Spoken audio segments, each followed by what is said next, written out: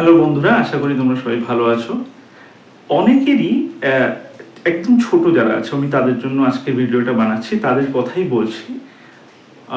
অনেকেই জানো, ছোটবেলা থেকেই আমরা যেমন শিখি যে অ্যালফাবেটস আমরা সবাই মোটামুটি শিখেছি, কম বেশি ছোট ক্লাস থেকে আমরা শিখেছি।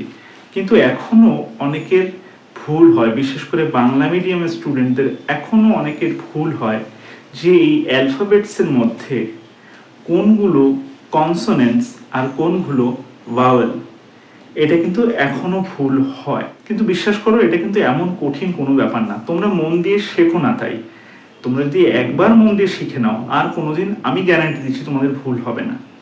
দেখো, 26টা টোটাল অ্যালফাবেটস আছে আমাদের ইংলিশে, 26টা আমাদের অ্যালফাবেটস আছে। এই অ্যালফাবেটসের মধ্যে ভাওয়েল কোনগুলো সেইগুলো যদি তোমরা একবার বুঝে নাও, তাহলেই এই ভাওয়েল বাদ দিলে যে কটা পড়ে থাকবে সেগুলো হলো কনসোনেন্টস।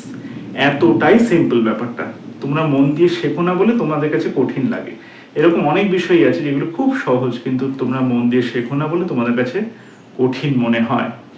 তাহলে 26টা যে লেটার্স রয়েছে, অ্যালফাবেটস আমরা এদেরকে বলি টোটাল, এর মধ্যে 5টা স্পেশাল লেটার্স আছে যাদেরকে আমরা ভাওয়েলস নামে চিনি। 5 ভাই, এদের মধ্যে 5 জন ভাই আছে যারা এই এতগুলো ভাই বোনদের বা এতগুলো বন্ধু বান্ধবদের থেকে আলাদা।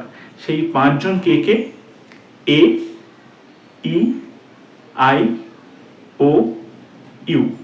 মনে থাকবে? আরেকবার পরিষ্কার করে বলে দিচ্ছি, এ, ই, আই, ও, ইউ।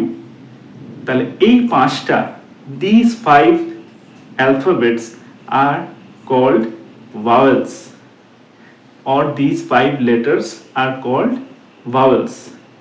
এই ইংলিশের এই 5টাই ভাওয়েলস আদিকাল থেকে রয়েছে, এখনো আছে, আজীবন থাকবে, চেঞ্জ হবে না। সুতরাং একবার মনে করে নিলে তোমাদের সারা জীবন এটাকে মনে রাখলে চলবে।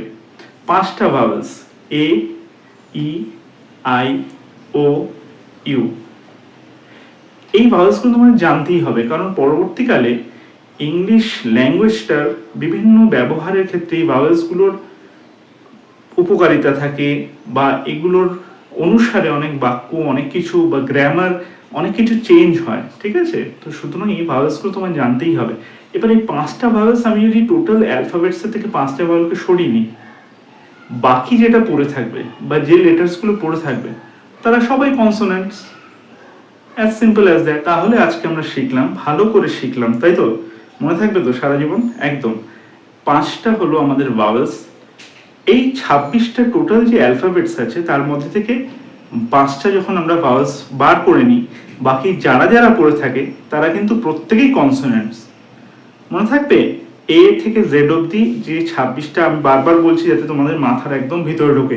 একটা জিনিস রিপিটেটিভ বললে হয়তো ভিডিওটা একটু লম্বা হয়, কিন্তু মাথায় বারবার ঢুকবে। ঠিক আছে? তো এই যে 26টা অ্যালফাবেটস আমাদের রয়েছে, এই অ্যালফাবেটসের মধ্যে থেকে আমরা যখন 5টা ভাওয়েলসকে বার করে নিই, বাকি যারা পড়ে থাকবে গ্রুপে তারা প্রত্যেকেই হলো কনসোনেন্টস। তাহলে আজকে ভাওয়েলস আর কনসোনেন্টস এই দুটোর মধ্যে পার্থক্য বুঝে গেছো। আজকে ভিডিও এখানে শেষ করছি। মন দিয়ে দেখবে, মন দিয়ে শুনবে, ভিডিওগুলো যাতে তোমাদের কাজে লাগে সেই জন্যই বানাচ্ছি। আর পাশে থাকবে। ঠিক আছে? পরে অন্য টপিক নিয়ে আবার ফিরে আসবো। নমস্কার।